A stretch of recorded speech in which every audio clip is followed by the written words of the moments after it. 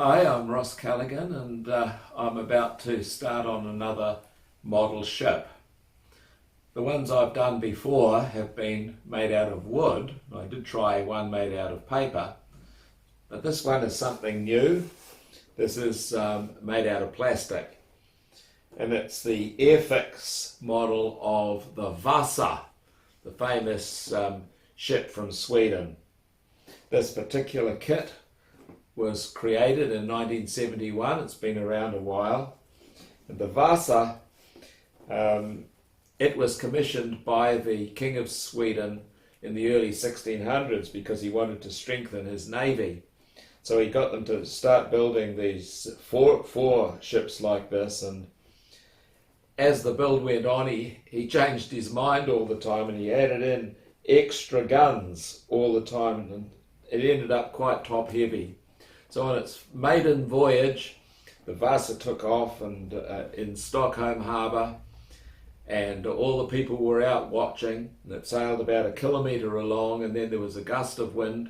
She tipped over, water came in through the gun ports, and it sank right there on its maiden voyage. So after 300 odd years, it was decided to try and raise the Vasa out of Stockholm harbour, and in 1961 it was successfully raised, and pretty incredibly it all held together, didn't fall to pieces. So it was taken into a museum in Stockholm and restored, and so now it's one of the major tourist attractions for Sweden. So I'm quite looking forward to doing this particular model because it's something different. The key thing here for me will be the painting of it, to get it look really, really good.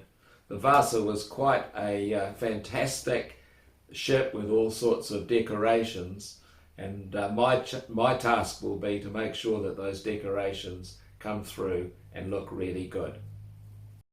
Here's what you get in the kit. Pretty good set of instructions. They are diagrams only. And then all the different pieces of the model, all pre-formed. Lots and lots of little bits and pieces that need to be glued together and then painted. For the Vasa, they provide sails. Don't know if I like that. I think I might make some proper sails. And there's also decals to make nice flags. So there you are. Should be an interesting build. First step is to give everything a wash in soapy water, get any oil and dirt off it. You want it all nice and clean.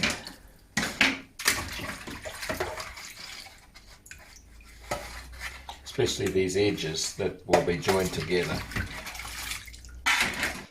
I decided that for the hull, the first thing I would do would be to paint it. Partly to find out how painting of the plastic would go, but mainly so that I would have some practice in the techniques. I decided to use acrylic paint. Got four colours basically, a brown, a gold, a silver and a red.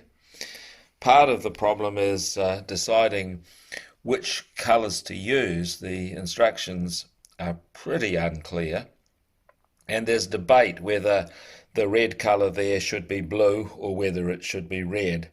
I decided to go with red, and doing this fine kind of work here, I had to learn how to do it. To get reasonable coverage on the plastic with the acrylic paint, I found I had to do it about 3 times. And then afterwards, to get the nice authentic look there, I used impasto gel over the top, and that just made the whole thing look fantastic. It goes right over the top of all of the colours. Puts a little bit of a shine on it and brings out all the best in the colours. Once the painting was finished, next step was to glue the two halves together and then put on all of the decking. As expected, everything came together perfectly. This kit has been engineered really well, so all the parts fit in place just as they should. Next step is to make all the bits and pieces that go on the deck, and I decided not to glue them in place permanently at this stage so they don't get in the way when I'm adding in the masts and all the other bits that go on top there.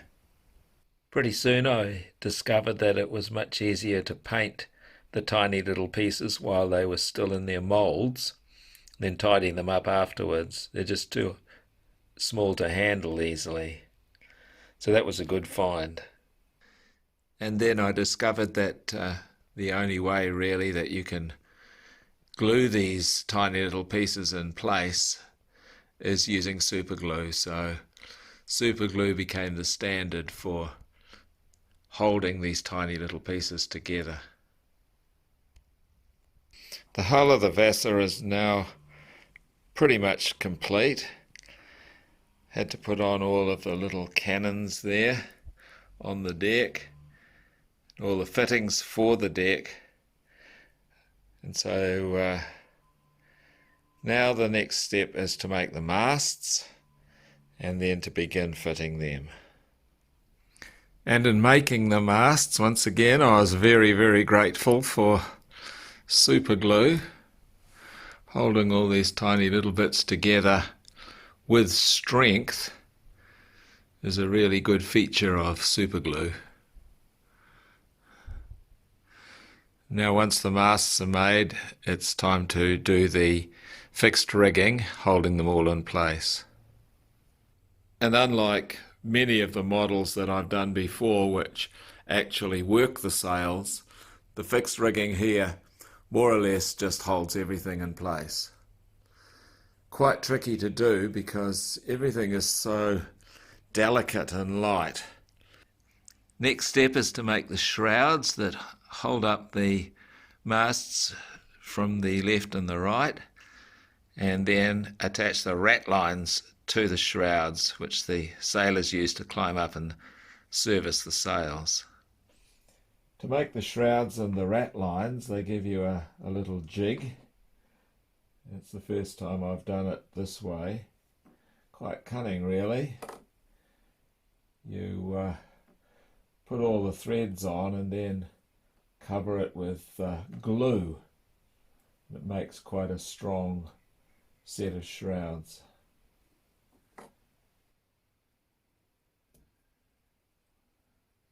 But they really do look great once they're made. Well, now the fixed rigging is all in place.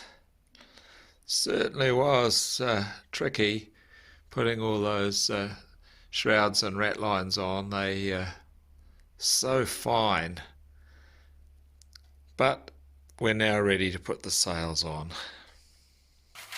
The sails that they provide in the kit are plastic and they're shaped so that they billow. You cut them out and glue them on, but I didn't think that they looked very authentic. So when I was cutting them out, I thought I'd stick some actual sailcloth onto them and put glue on it so that it would look authentic, and replace these plastic ones with proper ones.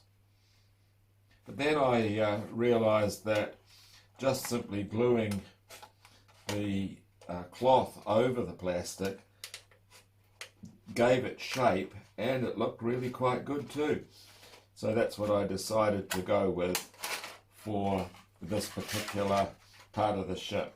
The sails are plastic covered in sailcloth.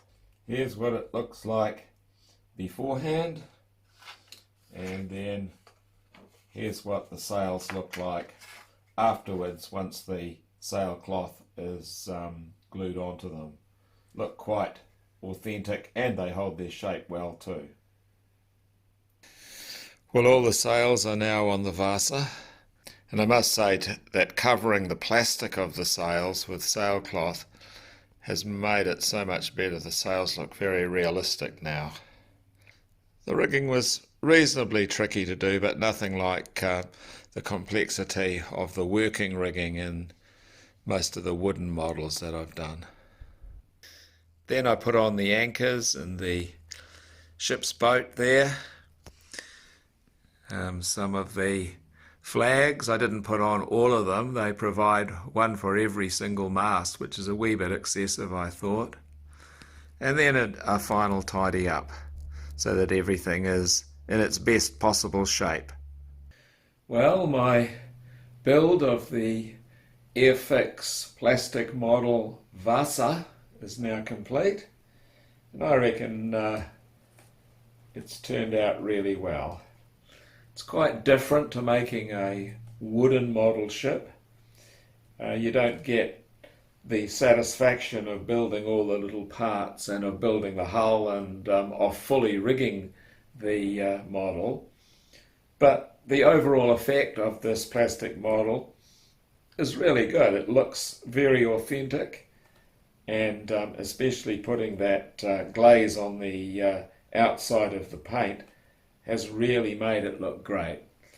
So I hope you've enjoyed the video, and maybe it encourages you to make a model kit, something like this. I must say though that I think I prefer to build wooden models rather than plastic models, so this may well be my last one.